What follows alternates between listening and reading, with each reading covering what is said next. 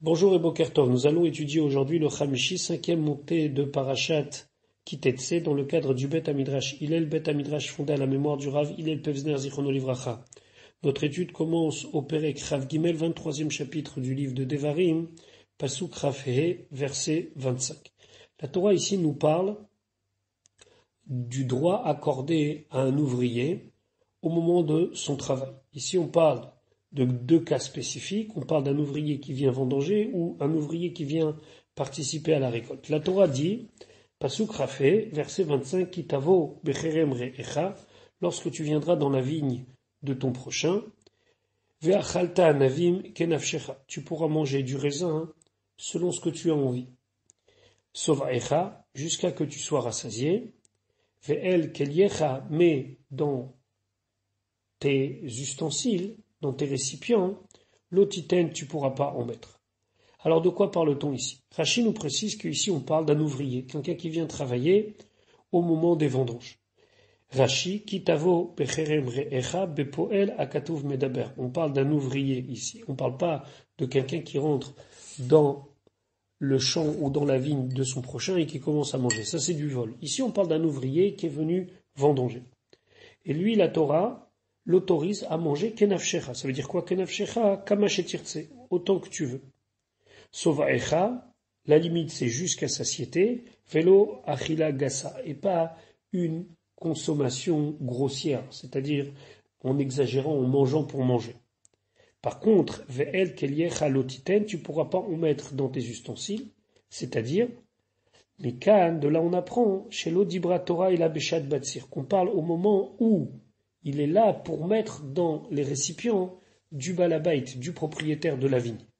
Donc, Mikan, de là on apprend chez l'Odibra Torah que la Torah ne parle, et là seulement Beshat Abatsir, au moment de la vendange. Bisman she'ata noten lechelav shel balabait, au moment où tu es en train de remplir les récipients du balabait. Alors on t'autorise à manger un petit peu de raisin. Nous dit Rashi, aval im ba la'ador, mais si il vient pour bêcher, c'est-à-dire creuser autour des plants de vigne, ou les cachèches. Les cachèches, c'est lorsque, dans certains cas, les racines de la vigne étaient visibles, il fallait les recouvrir avec de la terre. À ce moment-là, ce sont des travaux qui sont en préparation à la vendange. C'est pas vraiment la vendange. Et s'il y a déjà des raisins, là, il ne pourra pas les manger. Enochel. Il ne pourra manger uniquement à la période où il faut remplir les ustensiles du balabait. Pasuk Chavav, maintenant la Torah va nous parler de la moisson, Kitavo, lorsque tu viendras, Bekamat Re'echa, dans le champ non moissonné de ton ami. Donc tu viens travailler, Vekatafta, tu pourras prendre Melilot Beyadecha, des épis avec ta main.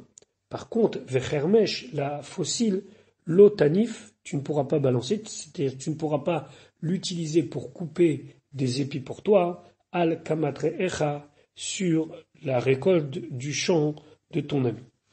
Pasuk chavav rashi kitavo bekamatre echa, avzo, même ce pasuk-là, bepoel akatuv medaber, le pasuk parle d'un ouvrier qui vient travailler.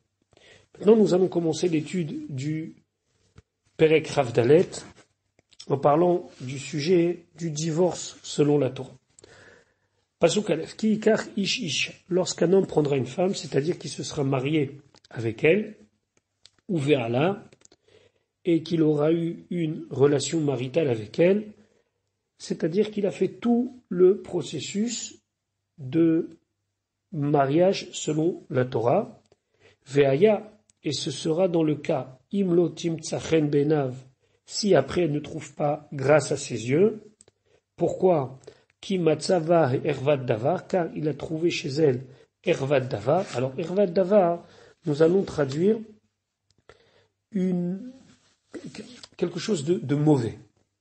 Pourquoi c'est important ici? Parce que il y a dans la Mishnah toute une discussion entre Beth Shammai, Beth Hillel et Rabbi Akiva. Quelles sont les raisons pour lesquelles on peut divorcer?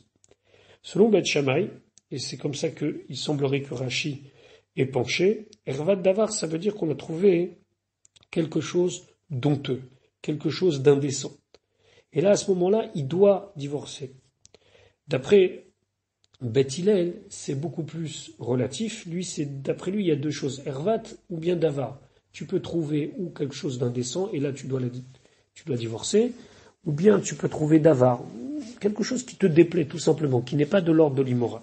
Mais nous, ervat davar, on va traduire quelque chose d'immoral, quelque chose d'indécent, quelque chose qui t'oblige à ne plus accepter la vie avec cette femme-là.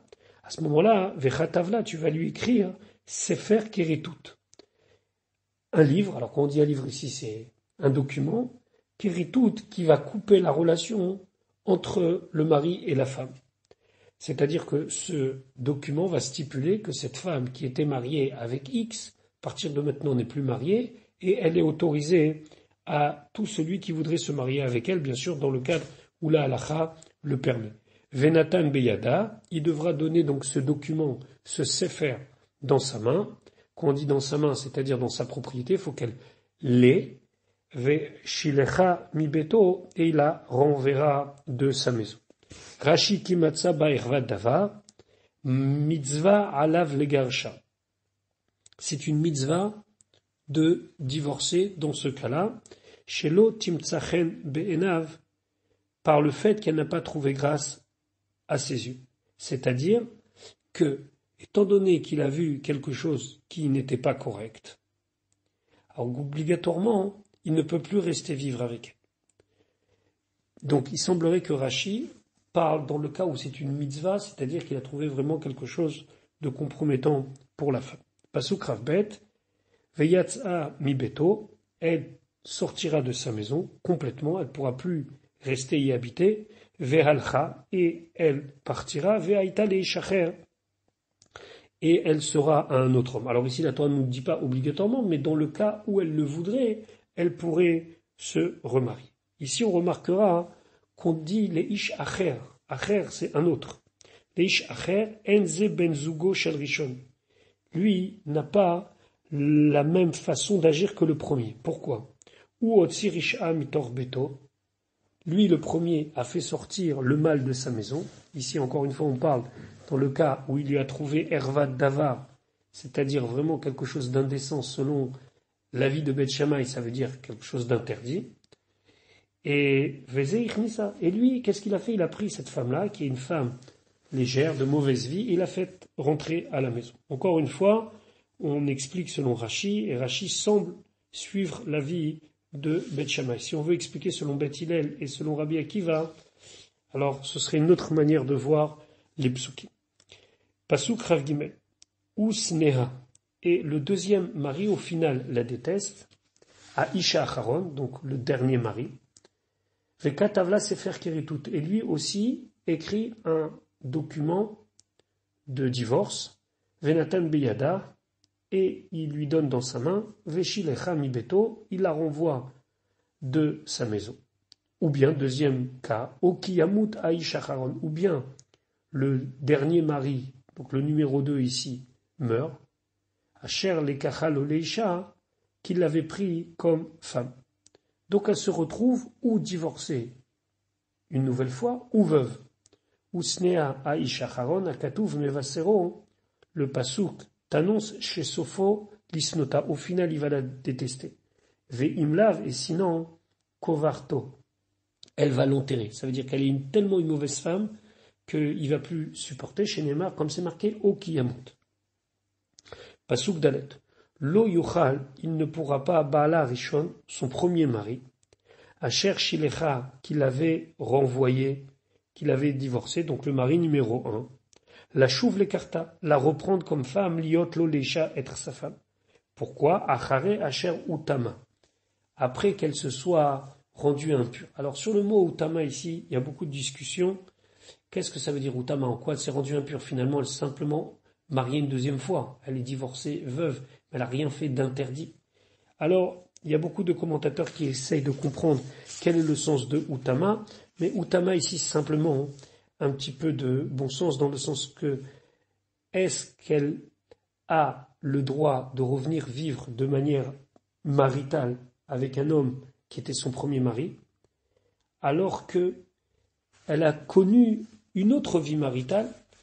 Alors la Torah dit non. Une fois que elle a été avec un autre homme. Et attention, il faut bien préciser ici que même si elle a été avec un autre homme dans le cadre du mariage numéro 2, ou bien si Dieu préserve, elle aurait eu des aventures qui se seraient avérées, qu'elle a vécu avec quelqu'un, etc., ce serait exactement la même chose. Donc, ce serait un petit peu un contresens de dire, reviens. Maintenant, si on regarde dans le contexte des choses, il y a beaucoup de commentateurs qui veulent dire simplement que c'est une sécurité pour éviter des coups un petit peu bizarres. Alors, je vais aller un petit peu à l'extrême et vous dire qu'est-ce que Abba Vanel il dit.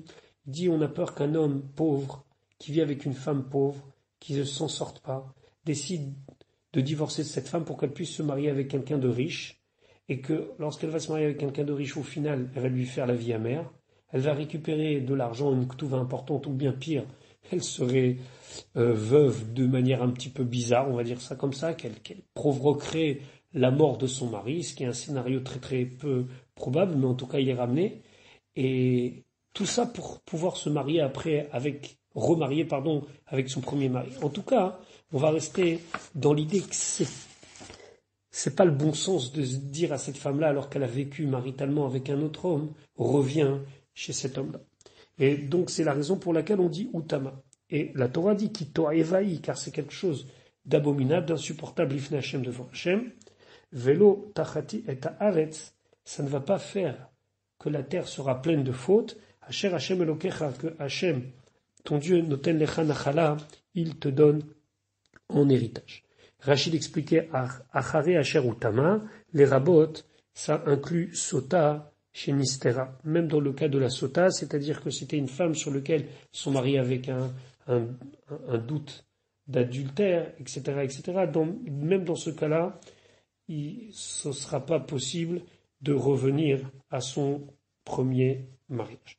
Donc là, la est claire, comme ça le Rambam tranche, celui qui a divorcé de sa femme et qu'elle a eu des kiddushin, un mariage avec un autre, même s'il n'y a pas eu de relation maritale, même s'il y a eu simplement la cérémonie du mariage, à partir de ce moment-là, elle lui est interdite à jamais. Maintenant, lorsque il y a des cas où ça s'avère qu'elle a des comportements qui sont des comportements indécents après son mariage avec d'autres hommes, etc., si ça s'avère que c'est le cas, elle ne pourra pas aussi revenir vivre avec son premier mari. Mais attention, ça, c'est beaucoup plus compliqué à prouver, et donc ça restera toujours dans un esprit de se dire que non, tant qu'on n'est pas sûr, on ne va pas lui donner ce dîner-là. Par contre, si elle s'est mariée, il n'y a plus l'ombre d'un doute, et donc il ne pourra pas être Marzir Gros Château, il ne pourra pas reprendre la femme qu'il a divorcée. Par contre, il faut savoir que si quelqu'un a divorcé et qu'il y a la possibilité à l'Afrique de être Marzir Gros Château, alors il doit le faire. C'est même conseillé d'après certains que s'ils se sont séparés, ils ont divorcé, puis après ils regrettent, alors que il n'y a pas eu d'autres mariages, alors ils peuvent se remarier. D'après certains, ils doivent tout faire pour se remarier. C'est ce qu'on appelle Marzir Gros Château. Voilà pour aujourd'hui.